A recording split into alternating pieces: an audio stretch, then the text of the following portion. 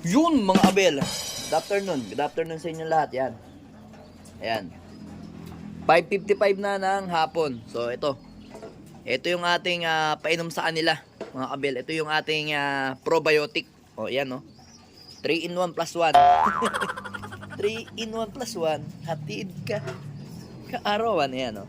So dagdagan lang natin ng konting tubig. Kasi nga medyo ano siya, konting-konti na lang, kaya dagdagan natin ng konti.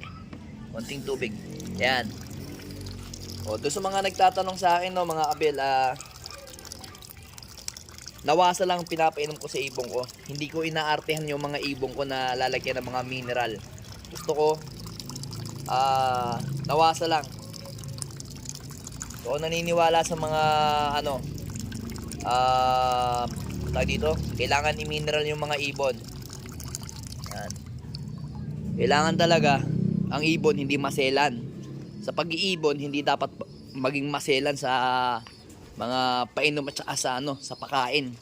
The more na maselan ka, the more na magkakasakit ang ibon mo. Yan ang tatandaan nyo mga abel, no? Kasi experience ko na yan. Dati-rati nga mga abel, kwento ko sa inyo. Yung mga ibon ko, ayaw na ayaw kong madumihan lagi yung nila, loop.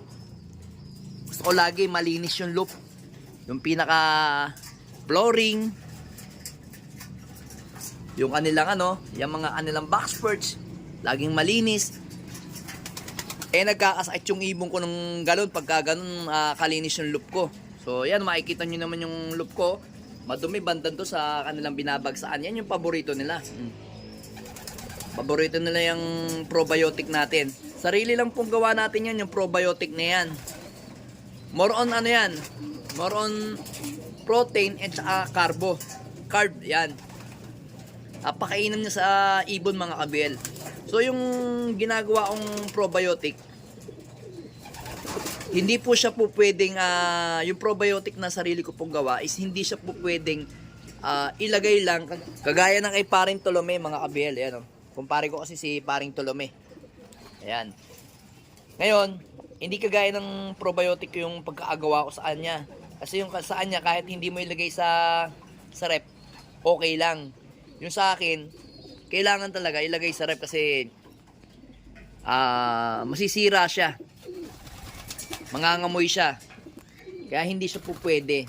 Ang ginagawa ko lang dito sa probiotic ko, ipe-ferment ko lang siya ng 5 to 7 days. Tapos, after nun, isasalin ko na sa mga lalagyanan ng soft drinks. Tapos, ilalagay ko na sa rep. So, meron nga tayong dalawang stock dyan. Napakainam sa mga ibon. So, ginagawa ko yan, mga abel, yung probiotic ko, Tuesday at saka Thursday. Kita nyo naman, ayun yung mga ibon ko. So, yun, mga abel, meron ako ditong ibon na dalawa na nag-fly away mga kabel kahapon. Ito, yun nga sinabi ko nga sa inyo, no, kung nanonood kayo sa akin ng vlog. Ito, anak nilang dalawa. Anak ni Pastel, yan, no, yun yung pangalan, Pastel. Yung dalawang yan, Pastel line. Magkapatid lang sila sa tatay, yan. Pero magkaiba yung nanay. Pero may pasok silang Mac Negra. Lalo na to. May pasok na Mac Negra to. Tapos takpin, hindi, ito may takpin, may pasok na Mac Negra. Ito, hindi pa masyado kabisado yung pinaka dugo nito, pero iisa lang yung tatay nila. Ang nanay nito, hindi ko pa masyado kakalkalin ko. So yun, meron tayong dalawa sa kanila, yun mukhang same blue bar na naman. Pero wala silang white flight mga kabel. Hindi kagaya nito. Itong mga nag-fly away sa atin. Ama na yan. Yan. Ito mga abel, papakita ko lang sa inyo mga ibon natin mga nag-fly away kahapon. Dali, ilagay lang natin to dito. Yan. Yan. Pasok tayo. Ito yung mga nag-fly away sa ating kahapon, no? Mga abel, sandali. Ayan, ayan. Ayan, no? Yan. Lagyan natin ng lights mga abel, no? Lights, camera, action. Nice one! So yan mga kabel, ito. Magkapatid yan, mag-nestmate yan. Oy, si Shopee. Yan. So, ito nga yung sinasabi ko sa inyo. Ayan, Uy, nag-aaway kayo dyan. Huwag ka nga dyan. Dito ka. Ayan. Ayan. Ayan yung anak. Yung anak nung pastel natin, tong blue bar na white flight. Ito yung ano, nestmate niya. Blue bar. Late na ibon lang. Same lang. So, ito, kapatid nila sa tatay is yan. Si Pula. Tsaka ito, si Checkered. Then, sino pa ba ang kapatid nito sa tatay? Sino pa ba? Hanapin natin dito. Ay, wala na. Wala na. So, yan. Yan dalawang yan is line breeding. Kahapon, nawala yan. Bale, pinakawala ko sila ng tanghali. Tapos, after ng tanghali, ganitong oras hapon, nung tinignan ko dito sa loob ko, wala. Tapos, nagpalipad ako ng bandang alas 5 sa mga ibon natin, sa mga super flying bee natin. Ngayon, sumabay ito. Sumabay ito. Ito, nung pababa na yung mga ibon ko, ito sumabay din. Kaso, dumapo dun sa kabilang bahay dun. So, ito nakita ko, sumabay din. Kaso, same silang pumunta dun sa kabilang bahay na yan. So, hindi ko na lang sila hinanap. Chinat ko agad yung kaibigan natin. Sabi ko, bro, mukhang wild yung ibon na mga anak ng mga pastel natin kako. So, yung baseline ng pastel natin is NPL po. NPL po yun. Shoutout kay paring Orlando. Yan. Ano niya yun? Bloodline niya yung NPL. Yan, yun. Kaibigan natin sa taga-Pasay. Yung mga may-ari ng Mac Negra. Yan. Tsaka Takpin. Yan. Kaibigan natin yan. So, binigyan tayo ng magandang bloodline. So, yan nga yung dalawang yan. So, sabi ko nga, hindi ko expecting na yung mga ganyang ibon na maliliit. Kaya sabi ko nga sa inyo, nagpaliit ako ng ibon, di ba? Yan, kita nyo, white flight. White flight, oh. Iisa itsura nila, mga kabelo. Ito kamukha ng tatay. Pero pag hinawaan nyo yung mga yan, maliliit na ibon, tapos ang lalakas na katawan. Parang to. Tsaka to. Ito, medyo lumaki to kasi may pasok toong, may pasok tong Jansen Arandok na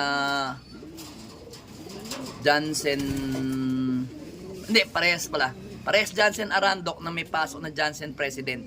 Yung lahi na ito, mga abel. Yan. Tapos, may pasok din siya ng email. Bali yung nanay niyan, Jansen President, Jansen Arandok, na may pasok na inbreed email. Yan. Tapos yung tatay niyan, tatay nito. Yan, mga yan. Tatay din nito. Yan. Ito yung tatay nito, yung nanay nito, ang nanay nito is anak yung nanay nito. Yan. Nakakalito, di ba mga halos magkaadugo yung mga ibong ko dito. So meron tayo ditong ang tatawagin ko na sa mga ibong ko is hindi na Peter at saka Victor Lim. So yung nabuo nating bloodline sa mga ibon natin is lahi ng Matilde. Yan. So lahi sila ng mga Matilde. So kasi meron tayong binubuong bloodline dito na pagsasama-samahin natin na si Peter, Victor Lim, yung pastel natin, yan. Tsaka yung Jansen President, yan. Yung apat na yan, bubuuin natin yan, mga abel. So, yun yung tatawagin nating lahi ng ating mga Matilde, mga abel. Matinde. Kaya, yung Matilde na yun, kaya o tinawag siyang Matilde kasi matinde, mga abel, yun. Yun lang yung masasabi ko, mga abel, no? Yun yung pinakatawag ko lang, Matilde. Pero ang pinakaano ko, matitinding ibon kasi talagang kahit mapa north and south, talagang dumidikdik yung ibon. So ngayon, kailangan lang natin makapagpa-champion bago tayo magbansag sa mga ibon natin sa tatawagin natin silang Matilde. Yan. Yan yung mga ibon natin. So ngayon, araw na to is Tuesday. May kargahan kaming bilyas sa BBC. Tapos meron kaming Patibayan 3. So i-entry nga natin to. Si 6'4". Itong si Pilantod, si 6'5". Sino pa ba? Tsaka ito, si Pula. Bali, 4 yung i-entry natin. 1, 2, 3, 4. Ito hindi natin to i-entry. Yan. Kasi sa mga patibayan, hindi na natin to in-entry. Kasi, yung ano kasi nito, yung kabiyak kasi nito, speed Kaya hindi ko siya masyado in-entry sa derby. O in-entry sa mga patibayan. Kasi speed yung ano nito Speed yung kabiyak kay yan yung Peter natin, Peter Maselan. So yung kabiyak niyan is lahi ng kay Sir Willie Sir Willie. Willie nga ba? Kay Willie Ang. Willie Ang nga ba? Willie Ang, oh. Kay Sir Willie, yan, yung sa Maynila. Nakalimutan ko na apelyido. Willie Ang, yan. So, yun. Mag-e-enter tayo mamaya. Then, ito, ika-arga rin natin to sa Herona. Herona Tarlac ata to. Yan. Sa PPCP. Yan. Bale, hindi lang natin ika-arga yung mga ibon natin kasi balik na yung bilyasis kasi isang training na lang yon. So ako hindi ako nagbabalik ng ibon sa training kaya ang gagawin ko ililista ko na lang yung mga singsing nila tapos papa-enter na lang natin. Bale ito lang yung ika-arga natin pero pupunta pa rin tayo sa loading station kasi kailangan natin ipa-register yung ibon natin para maasali sa patibayan. Ito naasali nito sa patibayan ng patibayan ng station sa PPCP. Yan. So yan lang yung update ko mga abel sa mga ibon natin. Alright, let's go!